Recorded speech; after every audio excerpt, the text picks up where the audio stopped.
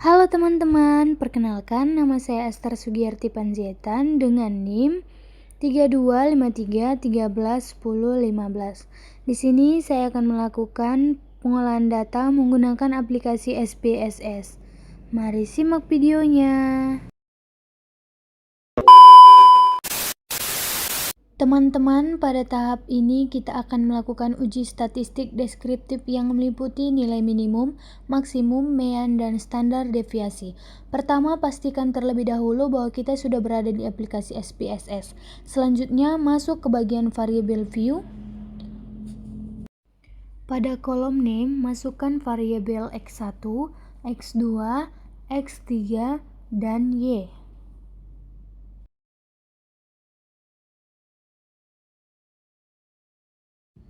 Sebagai contoh, jika X1 merupakan data kepadatan penduduk, maka pada kolom label dapat diisi dengan kepadatan penduduk. Lakukan langkah yang sama untuk variabel lainnya sesuai indikator yang digunakan.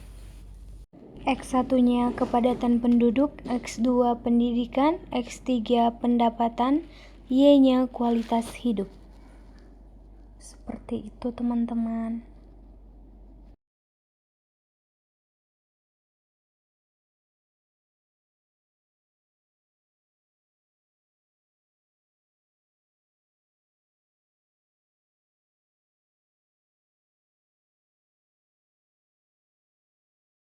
Selanjutnya kita kembali ke bagian data view. Sebelumnya data yang digunakan telah diperoleh dari BPS. Pada contoh ini saya menggunakan 129 data.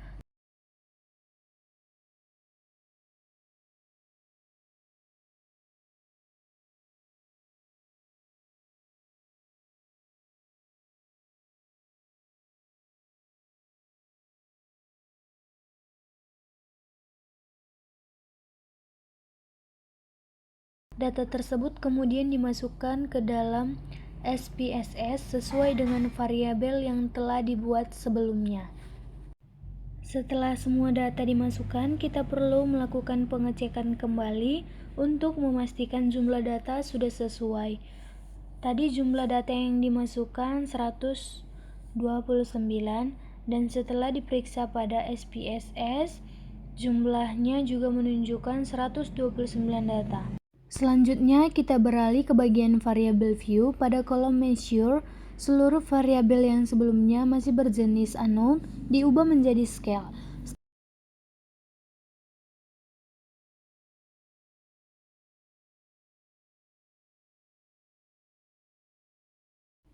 Setelah itu, klik menu analis, kemudian pilih deskriptif statistik, lalu klik deskriptif.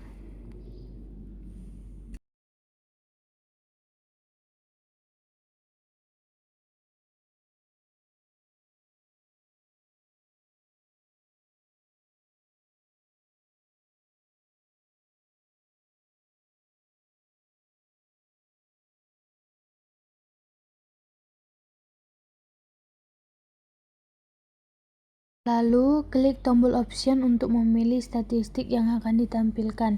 Beri tanda centang pada pilihan mean, minimum, maksimum, dan standar deviation. Setelah selesai, klik continue, kemudian klik OK. Output yang dihasilkan akan menampilkan tabel statistik deskriptif. Pada tabel tersebut dapat dilihat jumlah data sebanyak 129 yang menunjukkan bahwa seluruh data telah berhasil diolah.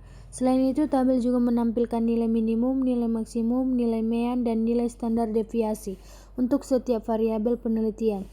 Statistik deskriptif ini digunakan untuk memberikan gambaran umum untuk mengetahui karakteristik data yang diteliti.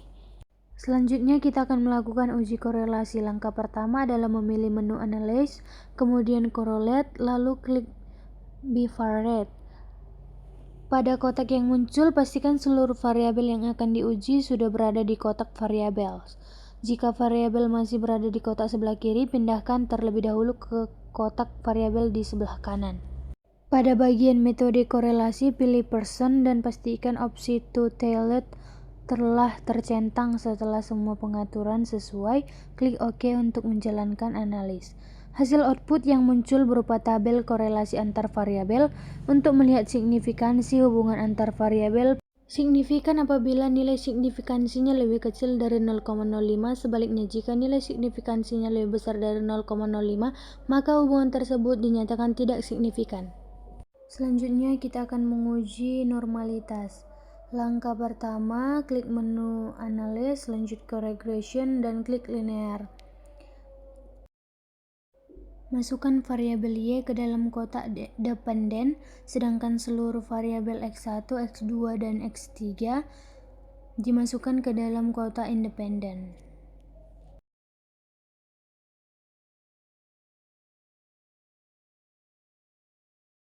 Lalu klik tombol plots pada bagian Y, masukkan the receipt, dan pada bagian Z masukkan the spread.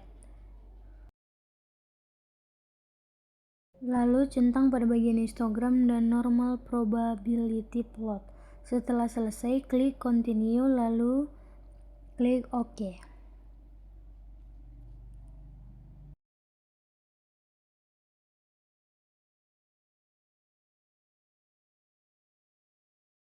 SPSS akan menampilkan beberapa output termasuk tabel regresi histogram residual dan grafik normal PP plot of regression standardized residual.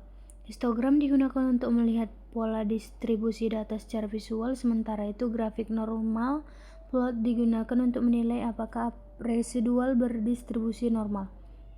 Jika titik-titik pada grafik normal plot menyebar di sekitar garis diagonal dan mengikuti arah garis tersebut, maka dapat disimpulkan bahwa data atau residual berdistribusi normal.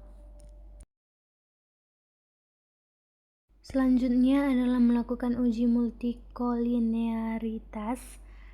Untuk melakukan uji multikolinearitas di SPSS, kembali ke menu analis, lalu regression, lalu linear.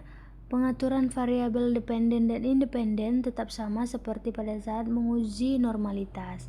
Selanjutnya klik tombol statistik pada kotak yang muncul, centang pilihan estimate, model fit, dan collinearity diagnosis. Setelah itu, klik continue, kemudian klik OK.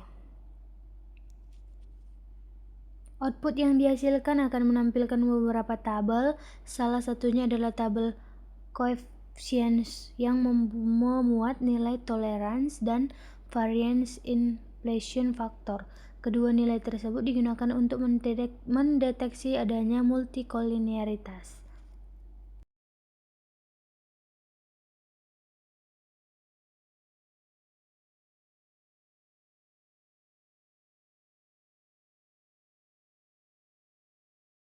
Selanjutnya, kita akan melakukan uji heteroskedastisitas. Langkah pertamanya, kembali ke menu analis, lalu regression, lalu linear. Selanjutnya, klik tombol plots.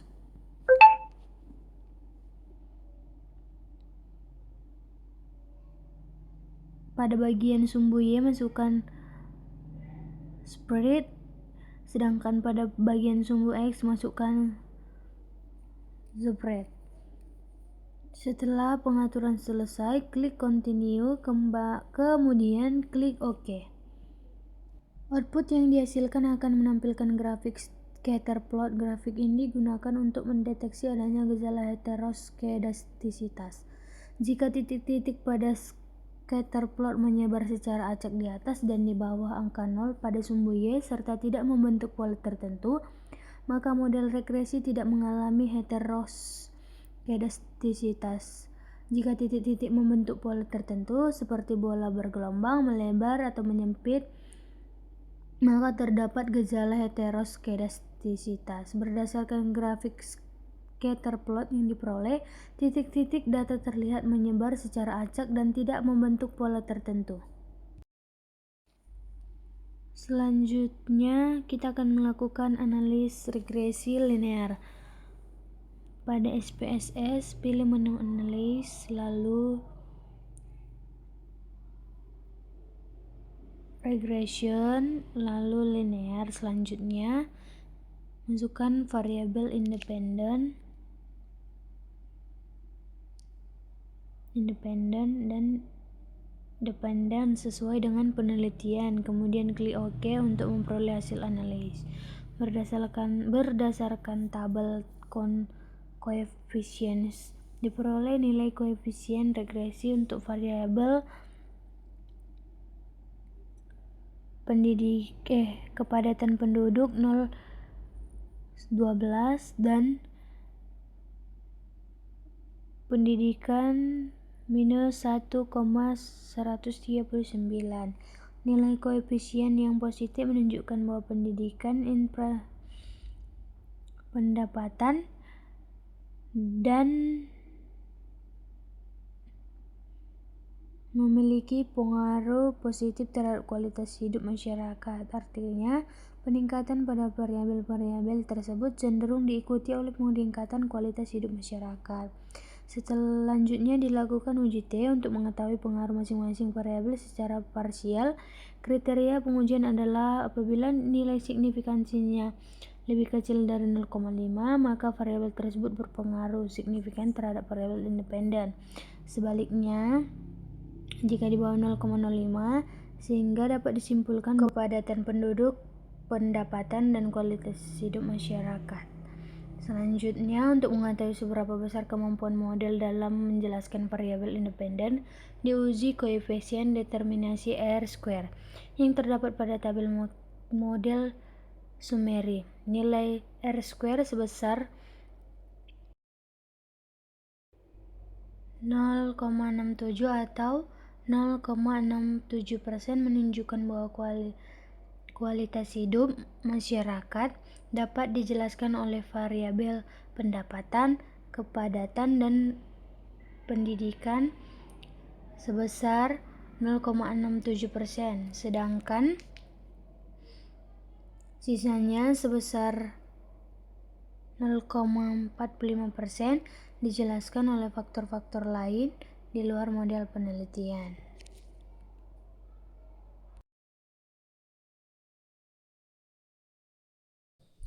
Sekian video tutorial pengolahan data yang saya lakukan menggunakan aplikasi SPSS. Kiranya bermanfaat bagi kita semua. Terima kasih. Labana al Yaw Ready.